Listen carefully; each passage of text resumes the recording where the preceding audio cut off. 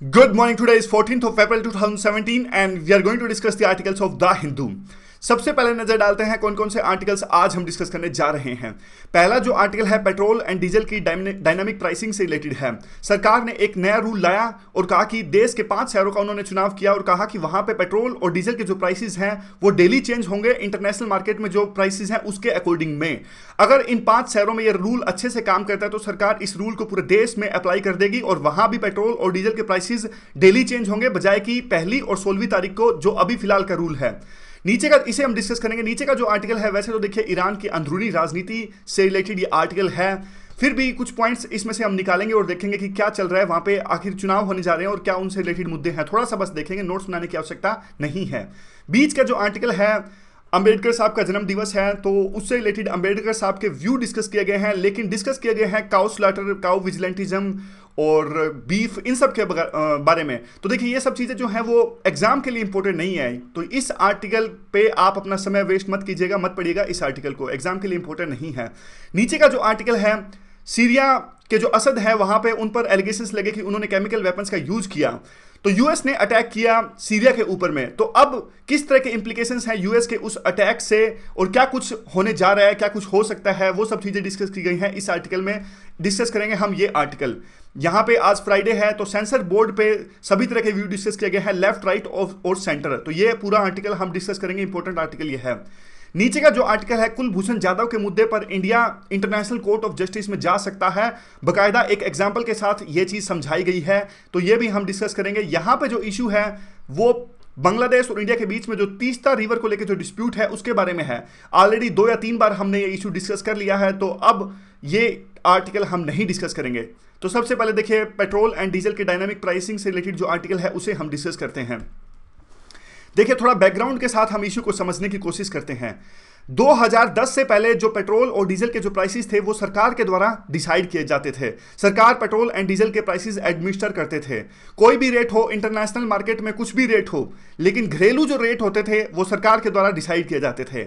लेकिन काफी पॉलिटिक्स होती थी इस मुद्दे पर, क्योंकि देखिए इलेक्शन से पहले सरकार कभी भी पेट्रोल एंड डीजल के प्राइसेस नहीं बढ़ाती थी, क्योंकि वोट लेने होते थे तो नहीं बढ़ाती। तो देखिए अब जो पेट्रोल कंपनीज है हमारे देश में, जो पीएसयूज हैं, इंडियन ऑयल या भारत पेट्रोलियम है, अब उनको तो नुकसान उठाना पड़ता था बहुत ज्यादा। वो कई बार ऐसा होता था उनको काफी महंगा तेल खरीदना पड़ता था मिडिल ईस्ट से, इंटरनेशनल मार्केट से, लेकिन घरेलू यानी हमारे डोमेस्टिक रेट्स होते थे पेट्रोल एंड डीजल के वो काफी कम होते थे, तो नुकसान उठाना पड़ता था हमारी पेट्रोल और डीजल की कंपनीज हैं उनको। तो अब देखिए वो घर से तो नुकसान उठाएंगी नहीं, सरकार पेट्रोल एंड डीजल की प्राइसेस एडमिनिस्टर कर रही है, तो सरकार उनको काफी ज्यादा सब्सिडी देती थी, जनता को सब्सिडी देती थी और उनको जो लॉसेस होते थे कंपनीज को उनको उनका पैसा दे दिया जाता था। लेकिन अब देखिए एक और भी कई तरह के इस जो ये पहले होता था उससे काफी नुकसान होते थे। अब मान लीजिए अभी भी किसी तरह की अगर सब्सिडी सरकार देती है डीजल पे या पेट्रोल पे, देखिए गरीब आदमी एक प्रकार से उनको तो सब्सिडी की आवश्यकता होती है, इसमें कोई भी दो राय नहीं है। और लेकिन डीजल एंड पेट्रोल ऐसी चीजें हैं जो रिच लोग हैं, अमीर लोग हैं, वो भी काफी फायदा उठाते हैं। अब देखिए ट्रक के अंदर में डीजल यूज होता है, इसको सब्सिडी मिलती है तो अच्छी बात है, क्योंकि पूरे देश में ट्रांसपोर्ट सेक्टर अगर महंगा होगा तो आम कमोडिटीज के प्राइसेस भी महंगे होंगे। लेकिन अगर अमीर लोग अपनी एसयूवीज में, महंगी महंगी गाड़ियों में, ओडी में, बीएमडब्ल्यू में, मर्सिडीज में अगर डीजल का इस्तेमाल करते हैं तो डेफिनेटली ये वो चीज होगी जो सब्सिडी सरकार दे रही है उसका तो डाइवर्जन हो रहा है बहुत ज्यादा, यानी अमीर लोगों को उसका फायदा नहीं मिलना चाहिए, और जबकि इसी सब्सिडी को कहीं और यूज किया जा सकता था देश की डेवलपमेंट के लिए। फिर सरकार ने क्या किया, 2010 में एक निर्णय लिया कि पेट्रोल के प्राइसेस को डीरेगुलेशन कर दिया गया, इसका डीरेगुलेट कर दिया गया पेट्रोल के प्राइसेस को, और फिर 2014 में डीजल के प्राइसेस को भी डीरेगुलेट कर दिया गया। डीरेगुलेट करने का मतलब यह है कि सरकार एक तरह से इंटरफेयर नहीं करेगी और जो ऑयल कंपनीज हैं वो अपने हिसाब से प्राइसेस चेंज करेंगे, जो रेट है पेट्रोल एंड डीजल का इंटरनेशनल मार्केट में उसी हिसाब से रेट चेंज कर देंगे। कब चेंज करेंगे? महीने की 1 तारीख को और 16वीं तारीख को, ठीक है। अब क्या हुआ फिर? अब देखिए अभी यही रूल चल रहा था तब से, और महीने की 1 तारीख को और 16वीं तारीख को पेट्रोल एंड डीजल के प्राइसेस चेंज हो जाते थे, जितना कुछ चेंज हुआ है 15 दिनों के अंदर में इंटरनेशनल मार्केट में। लेकिन सरकार ने 5 शहरों का चुनाव किया अभी फिलहाल। कौन कौन से ऐसे शहर हैं? पुडुचेरी, विशाखापट्टनम आंध्र प्रदेश के अंदर, उदयपुर राजस्थान के अंदर में, जमशेदपुर झारखंड के अंदर में, चंडीगढ़ यूनियन टेरिटरी।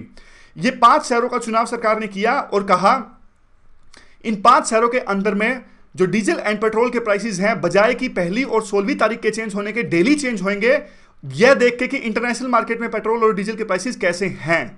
तो देखिए अब इसके काफ़ी सारे फायदे होंगे और कौन कौन से इससे पॉइंट्स रिलेटेड हैं वो देखते हैं।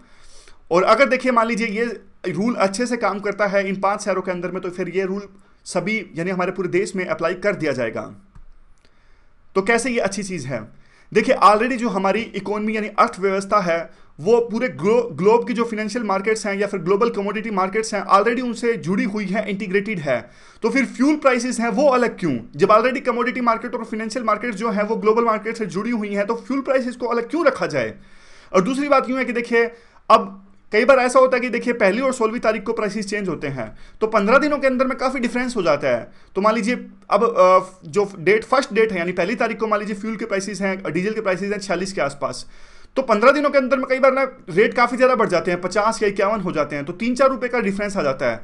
तो कस्टमर पे एकदम से भार पड़ता है, जबकि डेली के डेली चेंज होगा तो एकदम से कस्टमर पे जो है वो भार नहीं पड़ेगा। इवन कम भी मान लीजिए, मतलब कम भी तो हो सकते हैं, सिर्फ बढ़ नहीं सकते ना, दोनों साइड में हमें देखना होगा। और दूसरा देखिए कई बार कस्टमर क्या होता है, जो कंज्यूमर होते हैं एक राय बना लेते हैं। मान लीजिए अगर रेट 15 दिनों के अंदर में 3-4 रुपये बढ़ गया तो राय बन जाएगी कि देखिए सरकार ठीक से काम नहीं कर रही है, इन्फ्लेशन बहुत ज़्यादा आ गई है, महंगाई बहुत ज़्यादा आ गई है।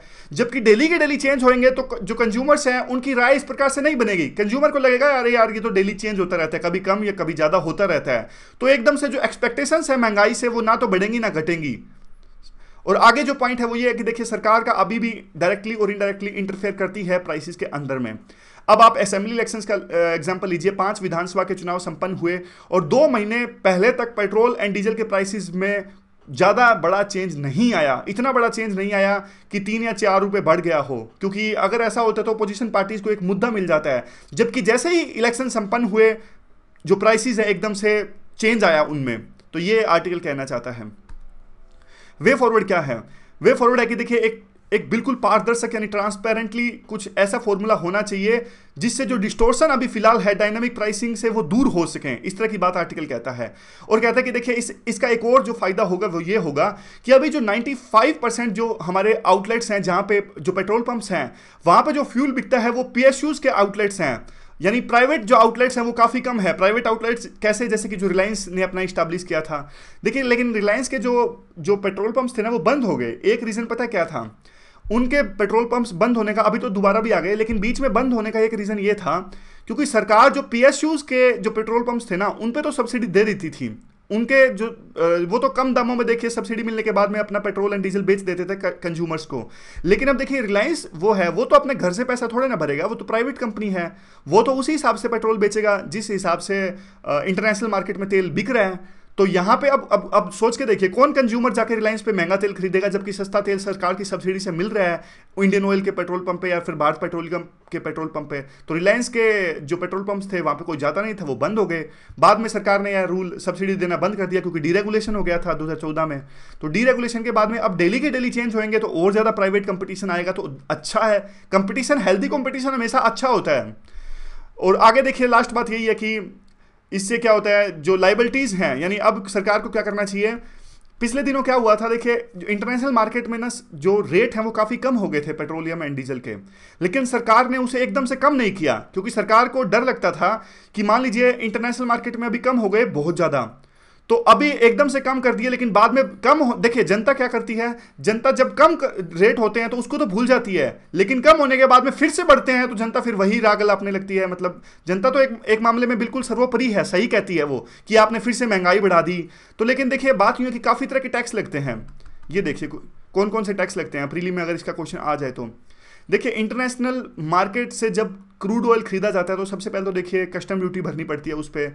फिर क्रूड ऑयल को रिफाइन करके जब पेट्रोलियम में डीजल बनाया जाता है तो एक्साइज ड्यूटी लगती है क्योंकि मैन्युफैक्चरिंग हो रहा है हमारा जो पेट्रोल या डीजल है। उसके बाद में बेचा जाता है जब वैट लगता है।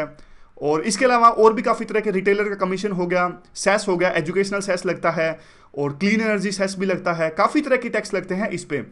तो सरकार इनडायरेक्टली ऐसे आप कह सकते हैं कि इंटरफेरेंस कर सकती है कि मान लीजिए इंटरनेशनल मार्केट के हिसाब से तो तेल सस्ता हो गया लेकिन एक्साइज ड्यूटी सरकार ने बढ़ा दी, घटा दी, और जो ये सेस है वो घटा दिया, बटा दिया। तो इस हिसाब से सरकार इनडायरेक्टली अभी भी चेंज कर सकती है पेट्रोल प्राइसेस के अंदर में। समझ गए? तो ये पूरा आर्टिकल था। चलिए अगला आर्टिकल हम डिस्कस करते हैं। ये आर्टिकल यहाँ से ईरान से रिलेटेड है। ईरान का मैप देख लीजिए। अच्छा, एक क्वेश्चन का आंसर दीजिए आप। मैं आपसे पूछता हूँ, मैप मत देखिएगा, एक क्वेश्चन का आंसर दीजिए। कैस्पियन सी और पर्शियन गल्फ के बीच में कौन सा देश आता है? ऐसा क्वेश्चन आता है यूपीएससी में। एक टर्की के बारे में ऐसा क्वेश्चन पूछा था, तो वैसे ही क्वेश्चन आ सकता है कि कैस्पियन सी और पर्शियन गल्फ के बीच में कौन सा देश आता है। तो यहाँ पे मैप में अब देखिए, कैस्पियन सी यहाँ पे है, पर्शियन गल्फ यहाँ पे है, तो इसके बीच में आता है ईरान। तो इंपॉर्टेंट क्वेश्चन बनता है। ऐसे ही डेली मैप में हम देखेंगे तो क्वेश्चंस कुछ बन जाएंगे। अगला देखिए, अब ईरान में चल क्या रहा है। ईरान में देखिए इलेक्शंस होने जा रहे हैं। तो अभी ये आर्टिकल कहता है कि जो अहमदीनेजाद, ये जो बंदे हैं, ये 2013 तक राष्ट्रपति थे ईरान के, और 2 टर्म्स तक ये राष्ट्रपति रहे। हार्डलाइनर हैं ये, काफ़ी एग्रेसिव इनका रुख रहता है वेस्ट के खिलाफ में, और काफ़ी कंट्रोवर्शियल इनकी 2 टर्म्स रही। 2013 के बाद में जब इलेक्शन हुआ तो हसन रूहानी सॉरी, ये प्रेसिडेंट बने ईरान के।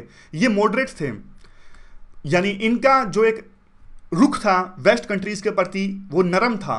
इन्होंने ही न्यूक्लियर डील साइन करी वेस्ट के साथ में। इनका कहना है कि अगर वेस्ट के साथ रिलेशंस अच्छे होंगे तो ईरान की इकोनॉमी आगे जाएगी। और जो बीच में है ये है अयतोल्ला खामेनी, ये सुप्रीम लीडर है ईरान के। देखिए ईरान में ना थियोक्रेसी है। थियोक्रेसी का क्या मतलब होता है? थियोक्रेसी का मतलब होता है कि सरकार में रिलीजियस लीडर्स का दबदबा काफी ज्यादा होता है। ये देखिए ईरान का जो पॉलिटिकल स्ट्रक्चर है ना, उसमें सुप्रीम लीडर की वैल्यू है वो सबसे ज्यादा है। हमारे देश की अगर बात कीजिए, हमारा देश तो देखिए, हमारा सेकुलरिज्म मॉडल तो यही है कि धर्म को हम लाते नहीं है जब एडमिनिस्ट्रेशन के बीच में, यानी सरकार किसी एक धर्म को नहीं मानता, सरकार के लिए सभी धर्म बराबर हैं और गवर्नेंस में धर्म का कोई रोल नहीं है। ऐसा हमारा मॉडल है देखिए। और लेकिन ईरान में ऐसा नहीं है। ईरान थियोक्रेटिक कंट्री है। जो वहाँ के रिलीजियस लीडर हैं वो वहाँ के ईरान के सुप्रीम लीडर हैं, तो उनकी गवर्नेंस में बहुत ज़्यादा पावर्स हैं। बाकी जो सब चीज़ें हैं, पार्लियामेंट, इलेक्टेड प्रेसिडेंट या फिर गार्जियन जो काउंसिल है, ये सब चीज़ें सुप्रीम लीडर के नीचे आती हैं। वहाँ के जो प्रेसिडेंट हैं वो डिसओबे नहीं कर सकते। यहाँ पे प्रेसिडेंट नहीं आएगा, सुप्रीम लीडर आएगा। यहाँ पे प्रेसिडेंट सुप्रीम लीडर को डिसओबे नहीं कर सकते, उनकी बात को इनकार नहीं कर सकते। इस प्रकार के चीज़ को कहते हैं थियोक्रेटिक रूल, जब रिलीजियस लीडर या फिर जो रिलीजन की वैल्यू काफ़ी ज़्यादा हो एडमिनिस्ट्रेशन में। तो अब क्या हुआ देखिए, अब इन्होंने फिर से घोषणा की है कि वो फिर से चुनाव लड़ेंगे। तो एक प्रकार से फिर से ये आर्टिकल कहते हैं कि किस प्रकार से लड़ाई चल रही है वहाँ पे हार्डलाइनर और मॉडरेट्स के बीच में। मॉडरेट्स जो हसन रूहानी हैं और अहमदीनेजाद, ये हार्डलाइनर हैं। और अभी इस प्रकार की सर्कमस्टांसिस उभर के आ रही हैं, जैसे ट्रंप ने भी एक सख्त रुख अख्तियार किया ईरान के खिलाफ में। ईरान ने एक मिसाइल का परीक्षण किया और जिसके बाद में यूएस ने काफ़ी तरह के सैंक्शंस लगा दिए ईरान के ऊपर में। तो अभी इसी तरह की बात चल रही है और उनकी पॉलिटिक्स में भी इस प्रकार की बातें चल रही हैं कि आप भी सख्त रुख अख्तियार कीजिए वेस्ट के खिलाफ में, और जो न्यूक्लियर डील है उसको छोड़ दीजिए। और आर्टिकल यही कहता है, जो ये इलेक्शन होने जा रहे हैं ईरान में, वो न्यूक्लियर डील जो ईरान की साइन हुई थी यूएस और जो P5+ में 1 कंट्रीज के साथ में, और वो एक काइंड ऑफ रेफरेंडम होगा। बस यही आर्टिकल पूरा है। आगे का देखिए, जो मेन आर्टिकल है वही है जो हमने कहा था कि नहीं डिस्कस करेंगे, लेकिन एक ऐसे के लिए जो बात है हम अपने आंसर्स में यूज कर सकते हैं। ऐसे के लिए क्या है, देखिए आर्टिकल स्टार्ट इस बात से होता है कि नासा का एक जेट था, उसमें ब्लास्ट हो गया था और वो क्रैश कर गया था। और क्या कारण था उसका, नासा के जेट का? देखिए काफ़ी तरह की जांच कमेटी बिठाई गई कि नासा का वो जेट आखिरकार क्यों क्रैश हुआ। एक जांच कमेटी ने यह रीज़न दिया कि जो वहाँ पे पुट्टी मतलब जेट जहाँ पे जुड़ा हुआ था आपस में उनके पार्ट्स जुड़े हुए थे, वहाँ पे बबल निकल रहा था। बबल निकलने से काफ़ी हीट निकली और वो क्रैश हो गया। और एक डेविएंट बिहेवियर, ये सबसे इंपॉर्टेंट है, डेविएंट बिहेवियर था। डेविएंट बिहेवियर मतलब वो जो बबल्स थे ना वो काफ़ी बार निकलते थे, और जो जेट ऑपरेटर्स थे उनको एक तरह से विश्वास हो गया था कि कोई रिस्क नहीं है उन बबल्स के निकलने से, और जो सेफ्टी नॉर्म्स हैं उनको ताक पे रखा गया था। अब इसी बात को आप रिलेट कीजिए हमारे संविधान से। संविधान से कई बार चीज़ें हैं वो डाइवर्ट हो जाती हैं, और इतनी ज़्यादा डाइवर्ट हो जाती हैं कि कई बार तो हम उनको स्टैंडर्ड मान लेते हैं कि देखिए ये संविधान से डाइवर्ट हो रही है तो कोई बहुत बड़ी बात नहीं है। लेकिन आर्टिकल कहता है कि देखिए जब भी संविधान से कुछ डाइवर्जन हो तो स्टेट को उसको बिल्कुल सीरियस ढंग से देखना चाहिए। संविधान से कोई भी डाइवर्जन नहीं होना चाहिए, स्टैंडर्डाइजेशन नहीं होना चाहिए। बस ये बात ऐसे में यूज कर सकते हो आप। अगला जो आर्टिकल है देखिए सीरिया से रिलेटेड है। ये इदलिब जगह का नाम है, यहाँ पे केमिकल वेपन्स का यूज किया गया और एलिगेशंस लगे असद के ऊपर में कि उन्होंने केमिकल वेपन्स का इस्तेमाल किया, बाद में एक प्रकार से अटैक किया गया। मेडिटेरियन सी में यूएस है, अपने शिप्स लेके आए, वहाँ पे क्रूज जो मिसाइल्स हैं वो दागी गई सीरिया के इदलिब शहर के अंदर में, और ऐसा देखा था कि वहाँ पे केमिकल वेपन्स को छुपा के रखा है सीरिया ने। तो यही है, देखिए आर्टिकल अब क्या कहता है। अभी काफ़ी तारीफ हुई ट्रंप की। क्यों तारीफ हुई? क्योंकि ट्रंप ने इस अटैक से, जो अटैक्स उन्होंने सीरिया के ऊपर में किए, उन्होंने इस अटैक से ये दिखा दिया कि वो रशिया की कठपुतली नहीं है। काफ़ी तरह के घरेलू आरोप लगे रहे थे ट्रंप के ऊपर में कि वो रशिया की कठपुतली हैं और पुतिन के कहने पे काम करेंगे, क्योंकि पुतिन का एक रोल है उनको इलेक्शन जितवाने में।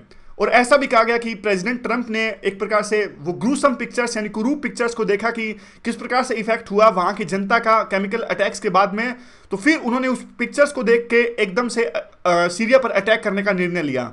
लेकिन आप एक बात सोच के देखिए, क्या सीरिया यानी कोई यूएस के जो प्रेसिडेंट है वो सिर्फ इमोशंस में बह के इस प्रकार से अटैक का निर्णय ले सकते हैं? नहीं ले सकते। तो क्या रीजंस हैं आखिरकार ये अटैक क्यों किए गए? देखिए मैंने बिग पिक्चर देखा था, इसका बिग पिक्चर आया था वहाँ पे राज्यसभा टीवी में, काफ़ी तरह के दूसरे पॉइंट्स मैं आपको बताता हूँ। देखिए वो जो अटैक है ना वो असद ने नहीं करवाया, इसकी पूरी पूरी संभावना है। क्यों? क्योंकि देखिए असद जो फिलहाल है ना काफ़ी बढ़िया सिचुएशन में है, और एक प्रकार से इस प्रकार से केमिकल वेपन्स का यूज असद नहीं कर सकते, क्योंकि उनको पता है कि वो अच्छी सिचुएशन में है। तो अगर इस प्रकार से वो अटैक यूज करेंगे तो उनकी जो पोजीशन है वो खराब हो जाएगी। और भी काफ़ी तरह के वो कहते हैं, राज्यसभा टीवी में बताया गया था कि इस प्रकार से अटैक करने के लिए ना पूरी प्लानिंग चाहिए, और ऐसा नहीं हो सकता कि तुरंत खबर आई कि जो सीरिया ने केमिकल वेपन्स का यूज किया अगले ही दिन यूएस ने अटैक कर दिया सीरिया के ऊपर में। नहीं, ऐसा नहीं हो सकता, क्योंकि पूरी प्लानिंग चाहिए इस तरह का अटैक करने के लिए। एक दिन के अंदर अंदर इस तरह का अटैक नहीं किया जा सकता है। तो कहने का मतलब ये था, राज्यसभा टीवी में जो वो डिबेट चल रही थी कि यूएस एक प्रकार से बहाना ढूंढ रहा था, तो उनकी प्लानिंग पहले ही की गई थी। तो एक प्रकार से जो ये अटैक जो केमिकल वेपन्स का यूज है वो असद ने नहीं करवाया। खैर आर्टिकल का मेन इशू ये नहीं है, आर्टिकल कुछ और चीज़ें डिस्कस कर रहा है। आर्टिकल कहता है कि देखिए ट्रंप जो है वो कैंपेन मोड से अब बाहर आ गए हैं। कैसे? स्टीव बैनन, इन जो ट्रंप की फिलहाल की जो आइडियोलॉजी थी इलेक्शन कैंपेन के दौरान में, वो सारी आइडियोलॉजी इन पर ही आधारित थी, स्टीव बैनन पे। अब स्टीव बैनन को इन्होंने डिमोट कर दिया है, यानी इनकी आइडियोलॉजी से अब ट्रंप परे जा रहे हैं। नाटो का जिसका विरोध किया ट्रंप ने अपने इलेक्शन कैंपेन के दौरान, चुनाव प्रचार के दौरान में बहुत ज़्यादा, अब नाटो को भी उन्होंने गले लगा लिया है और नाटो की वो तारीफ करने लगे हैं। चाइना का बहुत विरोध किया था कैंपेन के दौरान में, लेकिन अब चाइना के साथ में भी उनके रिलेशंस ठीक हो रहे हैं। और ट्रंप ने चुनाव प्रचार के दौरान में कहा था कि रशिया के साथ वो रिलेशंस ठीक कर देंगे, लेकिन ठीक उसके उलट अभी एंटी रशिया रिटोरिक अभी ट्रंप ने अपना ली है। तो कहने का मतलब ये सारी चीज़ें ये दर्शाती हैं कि जो ट्रंप हैं वो इलेक्शन कैंपेन से बाहर आ गए हैं, और सीरिया पर अटैक ही उसी एक ट्रेंड का पार्ट है। अब देखिए काफ़ी सारे एडवांटेज होंगे इस अटैक से ट्रंप को। डोमेस्टिकली काफ़ी सपोर्ट मिलेगा, काफ़ी जो उनके विरोधी हो गए थे घरेलू राजनीति में, अब वो उनकी तारीफ करने लगे हैं। और एलाइज यानी सऊदी अरेबिया और जो बाकी मिडिल ईस्ट के देश हैं वो बार बार मांग कर रहे थे कि सीरिया पे आप कम से कम लिमिटेड अटैक कीजिए, तो वो एलाइज हैं वो भी संतुष्ट होंगे इस बात से। और एक तरह से मैसेज भी दे दिया है उन्होंने रशिया को कि जिस प्रकार सीरिया के मुद्दे पर रशिया इग्नोर करने लगा था यूएस को, तो यूएस ने इस अटैक से दिखा दिया है कि यूएस भी एक बड़ा स्टेक होल्डर है, आप हमें इग्नोर नहीं कर सकते। लेकिन दिक्कत क्या है? देखिए यूएस अगर किसी देश में चला जाता है, एक बार इंटरफेयर करने लगता है, तो फिर रुकता नहीं है और बाहर आ पाना मुमकिन नहीं हो पाता। ये एक बड़ा एक प्रकार से आप कह सकते हैं कि रिपरकशंस है इस अटैक का। इंपैक्ट क्या होगा इस यूएस अटैक का सीरिया के ऊपर में? देखिए अटैक से एक तो बल्कि नुकसान ही होगा यूएस को। अब तो जो रशिया और सीरिया का जो गठबंधन है, वो अलायंस है, वो और ज़्यादा मजबूत होगा, और वहाँ पे जो सिचुएशन है वो और ज़्यादा कॉम्प्लेक्स यानी पेचीदा हो गई है, और शांति स्थापित किया यानी शांति बहाल किया जाना वहाँ पे और ज़्यादा डिफिकल्ट यानी मुश्किल हो गया है। अब आर्टिकल कहता है कि देखिए यूएस के पास में एक कोहेरेंट स्ट्रेटेजी नहीं है सीरिया के ऊपर में। अब किस प्रकार से इसके पॉलिटिकल कंसिक्वेंसेस होंगे उसको एक प्रकार से ये डील नहीं कर पाएंगे, और एडमिनिस्ट्रेशन यूएस एडमिनिस्ट्रेशन अपने आप में सक्षम नहीं है उन कंसिक्वेंसेस को हैंडल कर पाने में। और जैसे अब G7 में भी किसी प्रकार की सहमति नहीं बन पाई, इवन जो इसके यूएस के एलाइज हैं, यूरोपियन जो एलाइज हैं, वो भी एक प्रकार से सहमत नहीं है। जिस प्रकार से अटैक किया यूएस ने सीरिया के ऊपर में, वहाँ भी सहमति नहीं बन पाई G7 में। और असद वो तो देखिए वार जीत ही रहे हैं, ये तो सच्चाई है कि असद वहां पे युद्ध जीत रहे हैं और काफी रिबल्स इलाकों को उन्होंने ऑलरेडी हासिल कर लिया और आगे भी करेंगे रशिया की सहायता से। लेकिन अब यूएस के ऊपर में जो प्रेशर है वो और ज्यादा बढ़ जाएगा।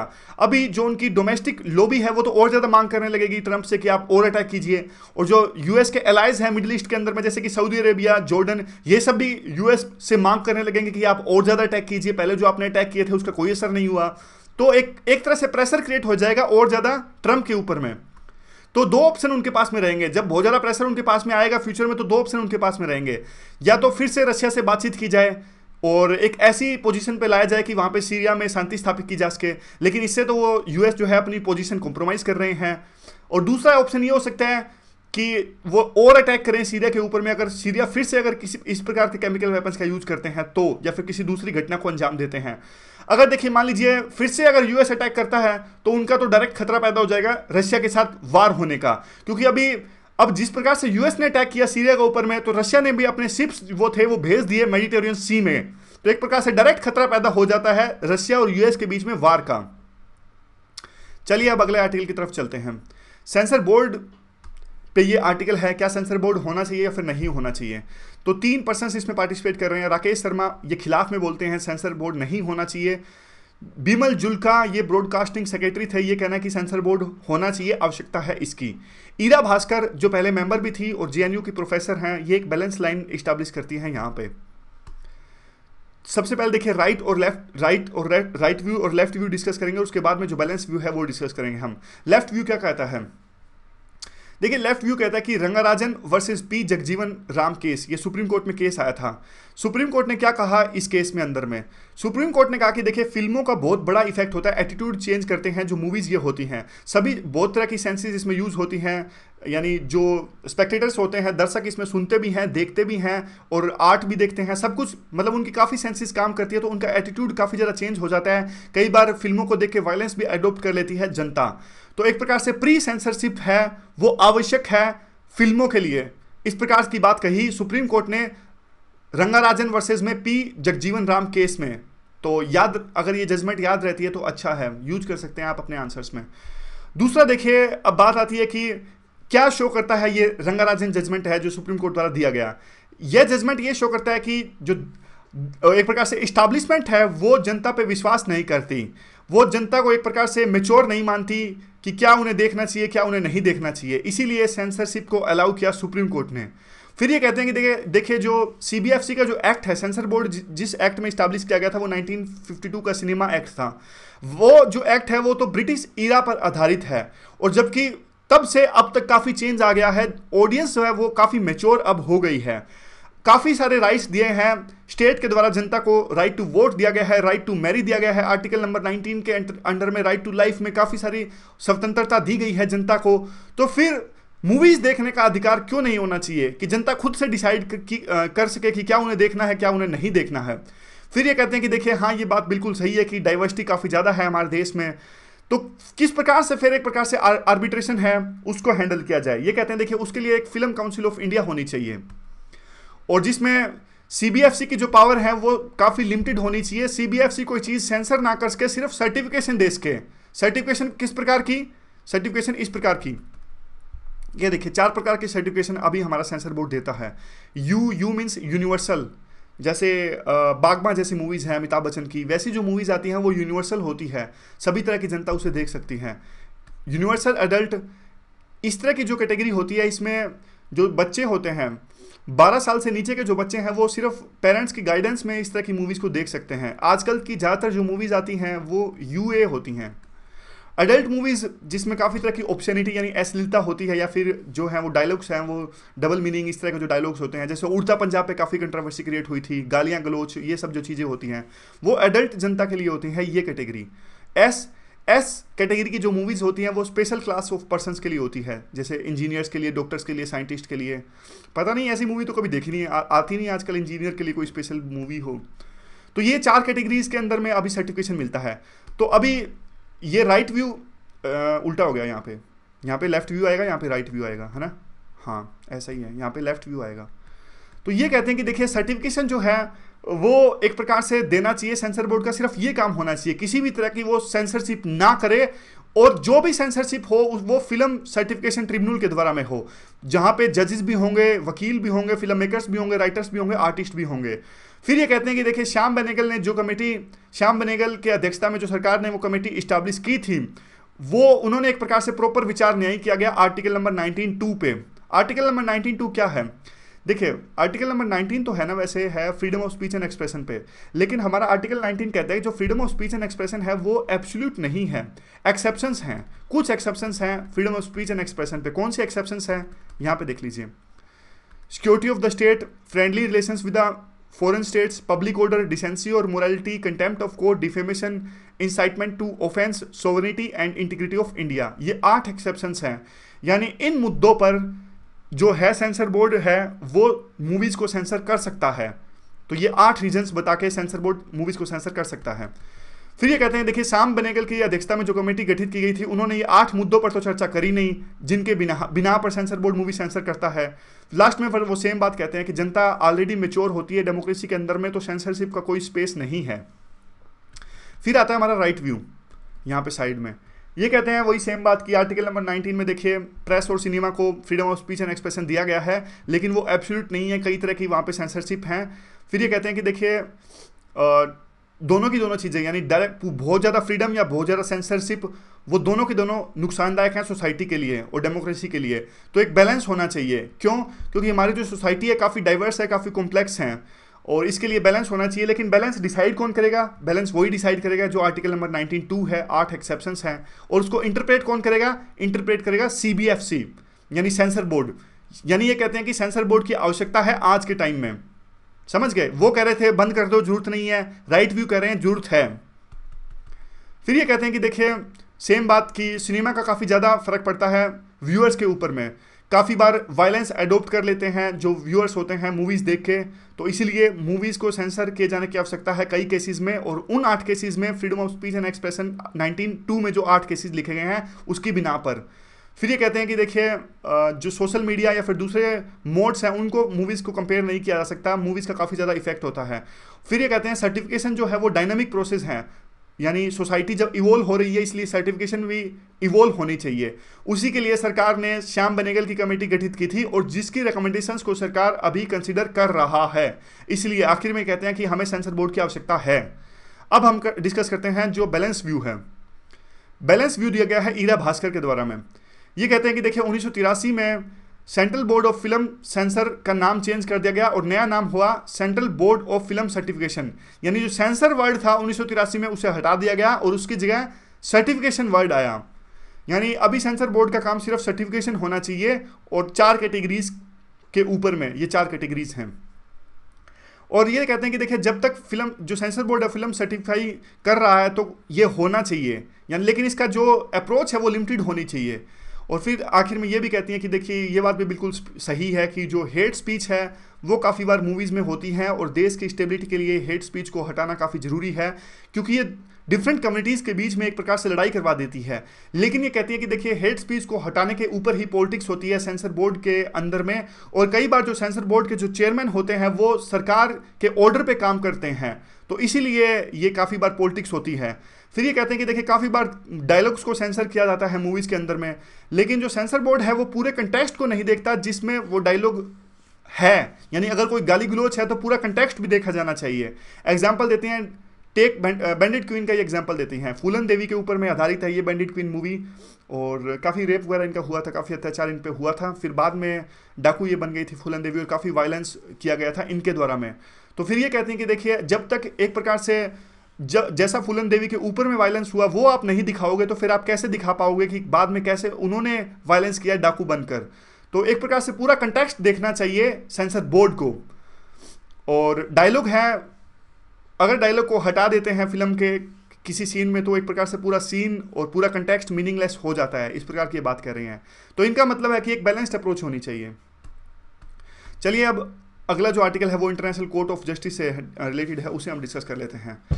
देखिए कुलभूषण जाधव का केस है, अभी कुलभूषण जाधव ईरान में अपना बिजनेस कर रहे थे, फॉर्मल नेवल ऑफिसर थे, जिसे पाकिस्तान की आर्मी ने एबडक्ट किया ईरान से, और उन पर आरोप लगाया कि वो भारत की खुफिया एजेंसी रा के लिए काम कर रहे थे। और पिछले साल मार्च में उन्हें गिरफ्तार किया गया था, और अब उनकी मिलिट्री कोर्ट ने कुलभूषण जाधव को डेथ सेंटेंस दे दी है।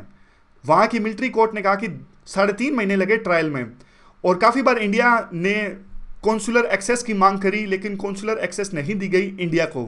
तो अब ये केस बता रहे हैं कि इंडिया इस मुद्दे पर इंटरनेशनल कोर्ट ऑफ जस्टिस में जा सकता है। 2 भाइयों का ये केस बताते हैं, कार्ल एंड वाल्टर लाग्रैंड ब्रदर्स थे, ये जर्मन नेशनल्स थे।